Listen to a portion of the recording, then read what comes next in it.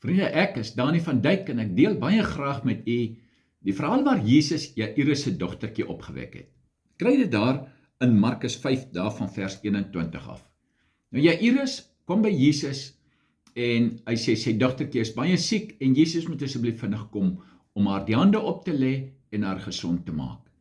Nou pad daarna toe gebeur daar die verhaal wat ons baie goed ken en dit is die vrou wat aan bloedvloeiing gelei het. Nou interessant, Jairus sy dogtertjie was 12 jaar oud en hierdie vrou het 12 jaar aan bloedvloeiing gelei.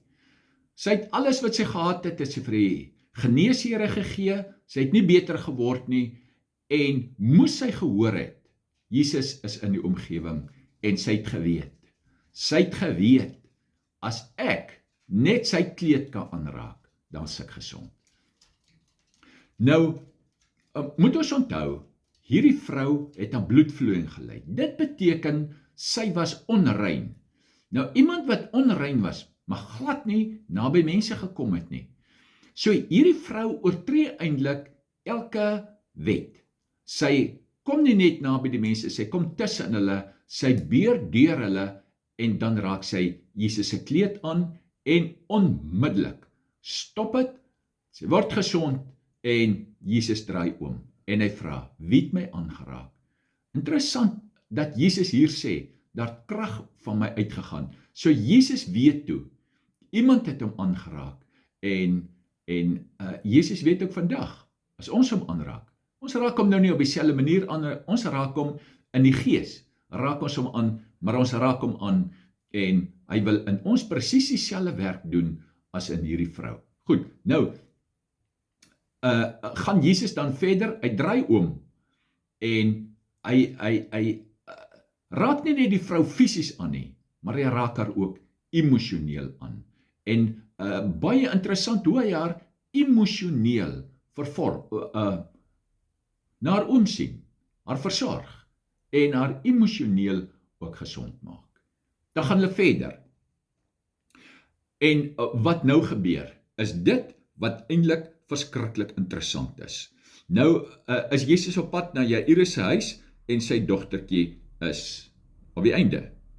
Terwyl Jesus nog spreek, sê Markus 5 vers 35 vir ons, terwyl Jesus nog spreek, kom daar mense van die owerste van die sinagoge se huis en sê, u dogter is dood, waarom val u die meester nog lastig? Nou hier is 'n verskriklike belangrike waarheid. En dit is, nou is hulle op pad na Jairus se huis toe, en hier kom hierdie boodskap. Wat sou Jairus dink? Jairus sou sê, okay, dis dit, is verby. Kom ons gee die stryd gewonne. Kom ons gooi die handdoek in. Dis verby.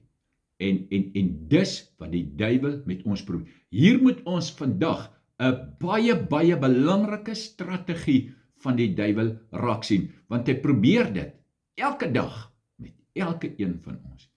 So, met ander woorde, wat hier plaasvind is klassiek, dis 'n manifestasie wat die duiwel wil oorbring. Luister net wat sê Jesus. Hy sê in vers 37, en Jesus het vers 36, maar dadelik toe Jesus die woord hoor wat gespreek is, sê hy vir die owerste van die sinagoge, moenie vrees nie, glo net. Kan jy sien, Jesus word glad nie geïntimideer deur 'n manifestasie nie. Jesus word glad nie geïntimideer deur dit wat die duiwel doen nie. Hy word glad nie geïntimideer deur 'n negatiewe boodskap nie. Want hier kom na Jairus toe 'n boodskap so negatief as wat jy dit kan kry. Onthou, dood is vir ons finaal. Dis die laaste, maar nie vir Jesus nie. Word glad nie geraak deur dit wat gebeur het nie. Weet jy wat sê hy vir Jairus? Al wat jy moet doen, jy moet net glo. Dis jou werk.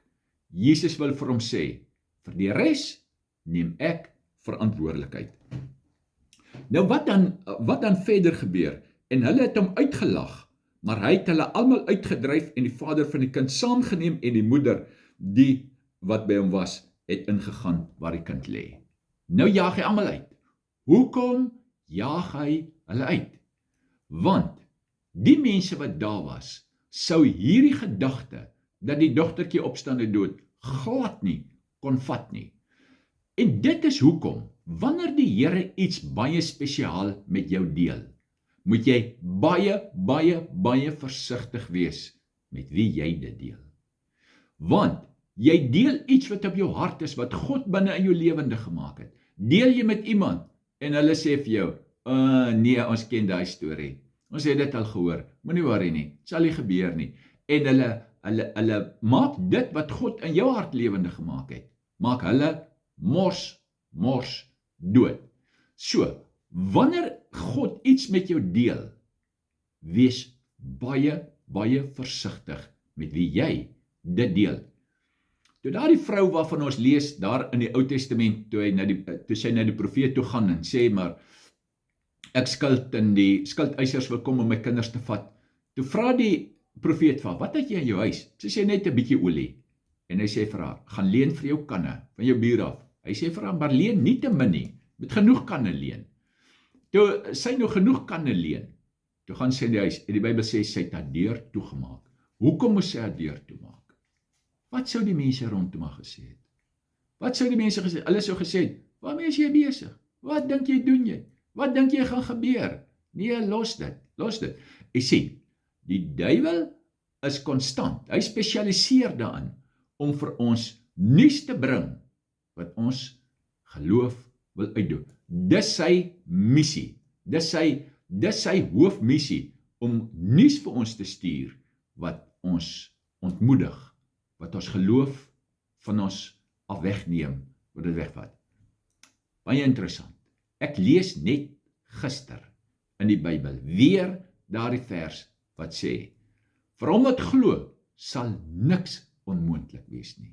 Jy daai vers sal bedink. Vir hom wat glo, sal niks onmoontlik wees nie. En nou is ek die afgelope tyd besig om baie te leer oor geloof, want as dit nou so is, dat deur my geloof is niks onmoontlik nie, dan beteken dit, dis iets waarna ons moet streef, dis iets wat ons moet hê. En nou is daar twee dinge. Die eerste is, ek kan met my verstand, met my kop, kan ek glo. Maar daar is 'n verskil tussen glo en vertrou. Glo ek in my kop. Nie een van ons twyfel in dit wat God gesê het. Nie een van ons twyfel in God se beloftes nie. Maar om dit te glo met die hart, dis iets anders. Om met die hart te vertrou, dis wat belangrik is. Spurgeon sê, die langste reis wat 'n mens kan onderneem, is van hier na hier. Van jou kop tot jou hart. Dis die langste reis wat moontlik is. Hoe? Van daai reis plaas. Daai reis vind plaas. Jy vat die beloftes van God. En hardop, sê jy dit. Jy sê dit. Jy herhaal dit. Jy herhaal dit dag vir dag. Das lyste wat ek herhaal, dag vir dag. Hardop, uitspreek. Hardop, sê. Want dit wat jy, hoe jy God se woord hardop verklaar. Jy sê, jy voeg jou stem by God se woord. Jy voeg jou stem by sy woord, want Jesus is die woord. Jesus is die woord. So jy sê, en soos jy dit herhaal, so van daai reisplaas van jou kop tot in jou hart, waar jy God onvoorwaardelik vertrou en waar dit van jou gesê word. Hy wat glo, vir hom sal niks onmoontlik wees nie. Mag die Here u baie groot genade gee en baie ryklik seën. Dis 'n wonderlike reis saam met die Here en deur die Heilige Gees wat binne in ons is, wat saam met ons hierdie reis onderneem, en hy help ons, en hy dra ons, en hy leer ons, en hy onderrig ons, en dis vir ons wonderlik. Mag die Here u in elke opsig, in elke deel, gees en siel en liggaam, jou baie ryklik seën.